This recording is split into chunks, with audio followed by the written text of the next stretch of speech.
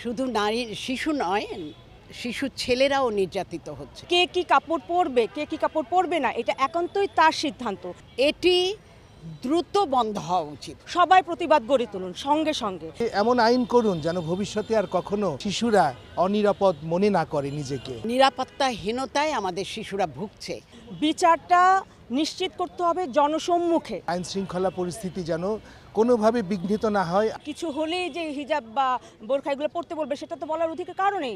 আমরা শিশু থেকে বৃদ্ধ পর্যন্ত কোনো নিরাপত্তা পাচ্ছি না, না শারীরিক, না মানসিক, না জীবনের কোনো প্রতিটি ক্ষেত্রে। তো আমরা যেটা দেখেছি যে আসিয়ার মাধ্যমে, শুধু আসিয়া নয়, আমরা দেখেছি যে দীর্ঘদিন যাবৎ এই শিশু নারী এবং শুধু শিশু নয়, শিশু ছেলেরাও নির্যাতিত হচ্ছে।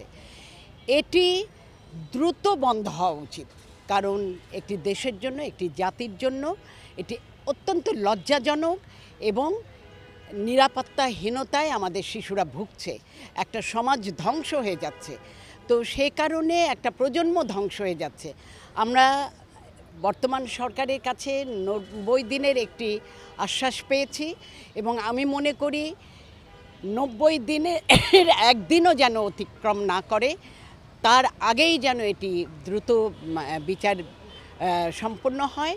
এবং আমি মনে করি এই বিচার কার্যটি এমন দৃষ্টান্তমূলক শাস্তি যেন হয়। আমি ব্যক্তিগতভাবে মনে করি মৃত্যুদণ্ড খুবই একটা আরামদায়ক একটা শাস্তি এই ধরনের পশুদের ক্ষেত্রে। সেখানে এমন একটি দৃষ্টান্তমূলক শাস্তি যে সে বেঁচে থাকবে, মৃত্যুর চেয়েও কঠিন যন্ত্রণায় বেঁচে থাকবে, এটাই আমাদের চাওয়া। যেই অনাকাঙ্ক্ষিত ঘটনা আমাদের দেশে একের পর এক ঘটে যাচ্ছে, তার সর্বোৎকৃষ্ট সবচেয়ে জঘন্য ন্যাক্কারজনক প্রমাণ হচ্ছে আসিয়া। এরকম শত শত হাজার হাজার আসিয়ারা আজকে মিডিয়ার সামনে আসতে পারছে না বা এদের নিউজ আসছে না। আমরা চাই এই ন্যাক্কারজনক জঘন্য পাশবিকতা,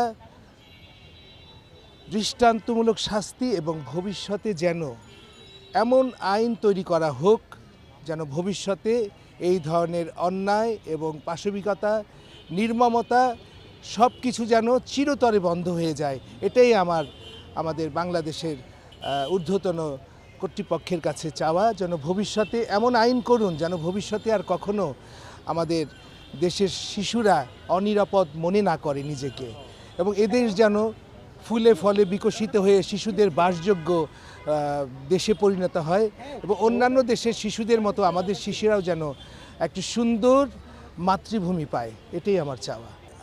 অনিরাপদতা আসলে এটা তো প্রত্যেক নাগরিকের জন্য সমানভাবে প্রযোজ্য। এখানে শিল্পী এবং আমরা সাধারণ নাগরিক সবই একই ব্যাপার। তো সামগ্রিক আইন শৃঙ্খলা পরিস্থিতির দায়িত্ব শুধুমাত্র রাষ্ট্রের নয়, জনগণেরও দায়িত্ব আছে যেন এই আইন শৃঙ্খলা পরিস্থিতি যেন কোনোভাবে বিঘ্নিত না হয়। আমরাও সে ব্যাপারে সবাই হাতে হাত মিলিয়ে এই দেশের আইন শৃঙ্খলাকে আমরা সুরক্ষিত রাখার চেষ্টা করব। আর নারীদের নিরাপত্তা বর্তমানে কী পরিস্থিতিতে আছে সেটা আমরা সবাই জানি। আমি মনে করি বাংলাদেশের প্রতিটি নারীকে নিজের সুরক্ষা নিজের করতে হবে, সেই মন মানসিকতা তৈরি করতে হবে, যাতে রাস্তায় কোনো রকমের ইফটিজিং, কোনো রকমের কোনো কিছু কেউ আমাদের সাথে করতে না পারে। প্রত্যেকটা মেয়ে এবং মহিলাকে আমি বলবো তারা নিজের প্রতি সচেতন হবে, অন্যদেরকেও তারা সহযোগিতা করবে।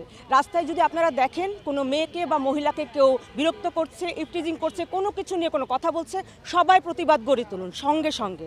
তাহলে যারা এইসব করছে তারা আর সাহস পাবে না। এবং অবশ্যই যারা ধর্ষক তাদের বিচারটা নিশ্চিত করতে হবে জনসম্মুখে, যাতে অন্যরা এত ভয় পেয়ে যায় যে এই ধরনের ঘৃণিত কাজ করার কোনো সাহস কেউ না পায়। দেখেন, পোশাকটা সম্পূর্ণ যার যার ব্যক্তিগত মতামত। কে কি কাপড় পরবে, কে কি কাপড় পরবে না, এটা একান্তই তার সিদ্ধান্ত। এটা নিয়ে বলবার অধিকার কারও নাই। একমাত্র যদি তারা কিশোর হয় তাদের বাবা মা তাদেরকে বলতে পারে। এটা আপনার বা আমার দায়িত্ব না যে আপনি রাস্তায় বের হয়ে বলবেন। আর এখানে সব ধর্মের মানুষ আছে, কিছু হলেই যে হিজাব বা বোরখা এগুলো পড়তে বলবে, সেটা তো বলার অধিকার কারো নেই। একটা মুসলিমকেও বলার অধিকার নেই, কারণ সেটা তার নিজের ব্যাপার, সে পড়বে কি পড়বে না।